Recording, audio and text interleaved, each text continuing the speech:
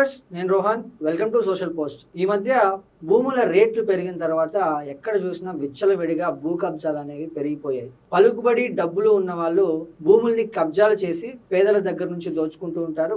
కొన్ని సందర్భాల్లో రౌడీ షీటర్లు, కొంతమంది పొలిటికల్ నాయకులు కావచ్చు, ఇలాంటి వాళ్ళు భూముల్ని కబ్జాలు చేస్తూ ఉంటారు. మరి ఆ భూ కబ్జాని చట్టపరంగా మనం ఎలా ఎదుర్కోవాలి, మనకు చట్టంలో ఉన్నటువంటి రక్షణలేంటో మనం ఈ వీడియోలో తెలుసుకునే ప్రయత్నం చేద్దాం. ఈరోజు మనతో పాటు హైకోర్టు అడ్వకేట్ కళానిధి సంజీవ్ కుమార్ గారు ఉన్నారు. సార్తో మాట్లాడదాం. నమస్తే సార్. నమస్కారం.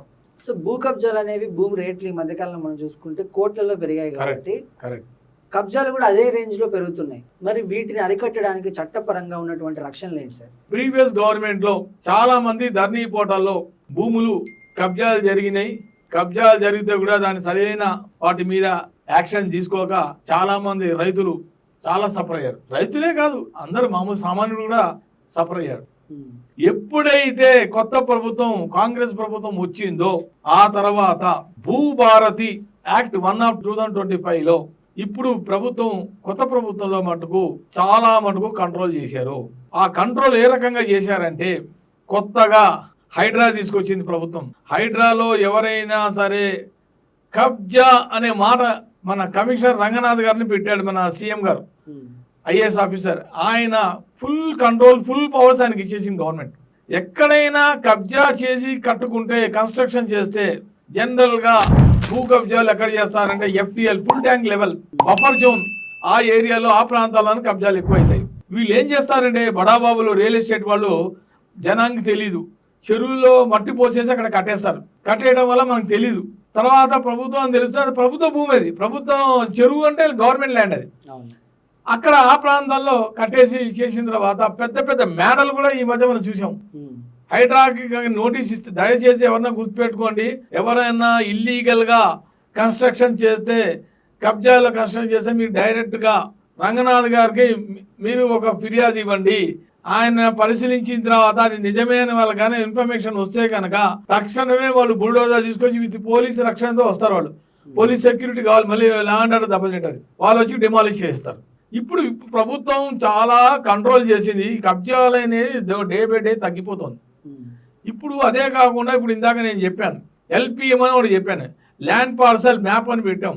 ఇక్కడ కబ్జాలు కాకుండా ఉండడం కోసమే ఈ కొత్త తెర మీద తీసుకొస్తుంది ప్రభుత్వం. ఇప్పుడు ఇంట్రొడక్షన్ చేస్తుంది. ఈ ఇంట్రొడక్షన్ అయిందంటే ఆటోమేటిక్గా మీకు ఎటువంటి ఇబ్బందులు ఎవరు అధైర్యపడాల్సిన అవసరం లేదు. ఒకప్పుడు బాగా ఇష్టాసారంగా కొనుక్కోవడం, పాపం వాళ్ళు 5 ఎకరాలు 10 ఎకరాలు కొనుక్కోని వాళ్ళు NRI వాళ్ళు ఫారెన్లో వెళ్ళిపోవడం, అక్కడ వెళ్ళిపోతే ఇక్కడ చూసే దిక్కులేదు, ఎవరు కబ్జాలు చేసేస్తున్నారు. అలా జరిగినాయి కూడా, ఇప్పటికి ఇంకా జరుగుతున్నాయి. ఇప్పుడు స్లోగా గవర్నమెంట్ వచ్చిన తర్వాత ఇప్పుడు ఐడెంటిఫికేషన్ చేస్తుంది, డిజిటల్ సిస్టమ్, డిజిటల్ ఐడెంటిఫికేషన్ చేస్తే నీ భూమి ఎక్కడా పోదు. ఇప్పుడు ఏంటంటే ఉపగ్రహం ద్వారా, శాటిలైట్ ద్వారా, జియోగ్రాఫిక్ లాగా ఇన్ఫర్మేషన్ జిప్స్ అంటారు. జిప్స్ అంటే దాని ప్రకారంగా ఎక్కడైనా సరే భూములు ఆటోమేటిక్గా ఉపగ్రహం ద్వారా మనకు తెలిసిపోతుంది, ఈ భూమి ఉన్నాడా, ఏమైనా కబ్జా చేసాడా అనేది. కొత్తగా స్కీమ్స్, సిస్టమ్స్ తీసుకొస్తున్నారు ఇప్పుడు. కాబట్టి ఉద్యోగులాగా కబ్జాలు అనేది రోజు తగ్గిపోతుంది. ఇప్పుడు భూముల రేట్లు కూడా, ఇప్పుడు ఎగ్జాంపుల్ కోకాపేట తీసుకుందాం. కోకాపేటలో 100 crores అబౌవ్ ఉంది ల్యాండ్ వాల్యూ అలా ఉంది.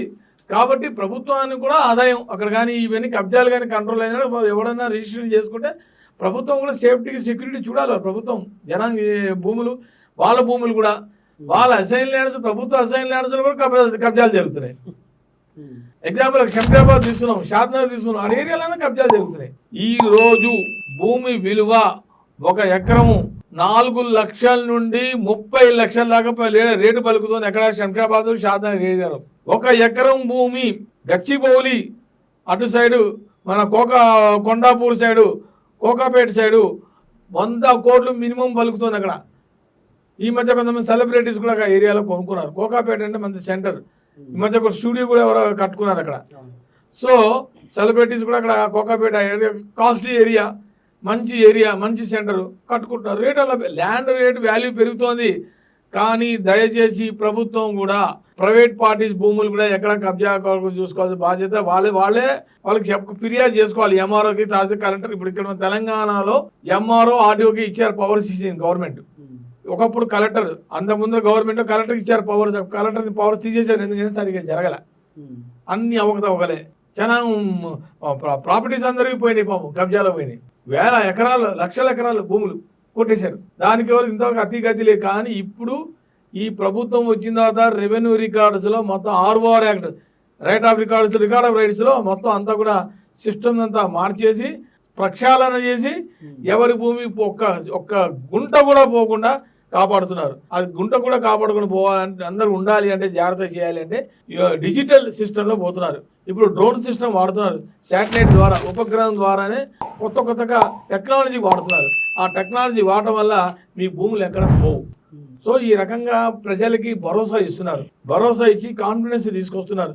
కాన్ఫిడెన్స్ తీసుకొస్తే ప్రజలు కూడా హాయిగా ఈ LPM ద్వారానే భూములు కొనుక్కొని రిజిస్ట్రేషన్ చేసుకొని కబ్జాలు అనేది ఆటోమేటిక్గా తగ్గుతోంది. ఇంక ముందర తగ్గుతుందని కోరుకుంటున్నాను. థ్యాంక్ యూ అండి, థ్యాంక్ యూ సో మచ్.